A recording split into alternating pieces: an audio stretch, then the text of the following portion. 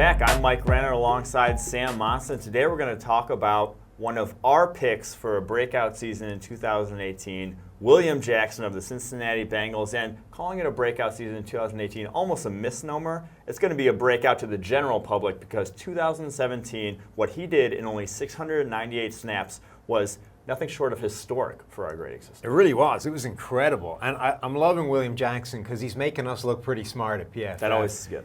I wrote his scouting profile when he was coming out in the draft. He was one of our favorite players. We said he was maybe the best pure cornerback that year in a really talented class, and he's been fantastic. You could legitimately make the argument that last season was the greatest statistical season we have seen from a cornerback in the entire time PFF has been grading, right up there with that Darrelle Revis season in 2009, which has been, the standard setter for cornerbacks. He didn't play every down the way Revis did. He didn't track number one receivers day in, day out, but he was absolutely phenomenal all across the board statistically. Yeah, and it's the fact that he's doing this in basically his rookie season. Because his rookie season he was injured, tore his pectoral muscle, missed the whole year, spent the whole year on IR, never played. So this was his very first action and really did about as much as you possibly could in that first season to gain the sort of respect in our eyes. Some of these numbers are absolutely obscene. If you look at his completion percentage allowed, anything under 50%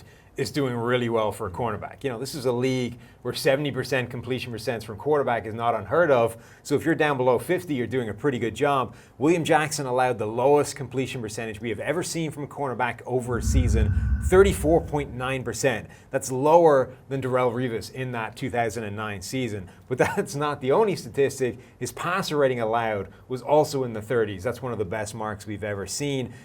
This is one of my favorite stats, though. Only two cornerbacks since we've been grading have gone an average of 25 snaps in coverage between receptions allowed over a single season. William Jackson and Nnamdi Asomugha, when he was hiding on one side of that Raiders defense, they had a horror show on the other side of the defense, and he just basically wasn't targeted all year.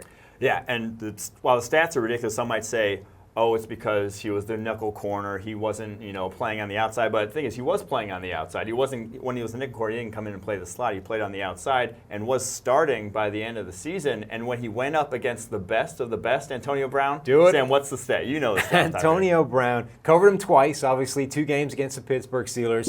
7 targets, 0 receptions, nothing, nada. 4 pass breakups as well. So this wasn't just benefiting from off-target throws, from bad quarterback play. The ball was going to Antonio Brown. It was getting there, and William Jackson was breaking it up. That is by far the best performance we've seen from anybody going up against Antonio Brown. Yeah, we've seen Chris Harris of the Denver Broncos, one of our favorite corners, get absolutely torched by Antonio Brown. William Jackson, though, held his own better than anyone we've ever seen. He's the real deal, folks. We look for a big year from him in 2018.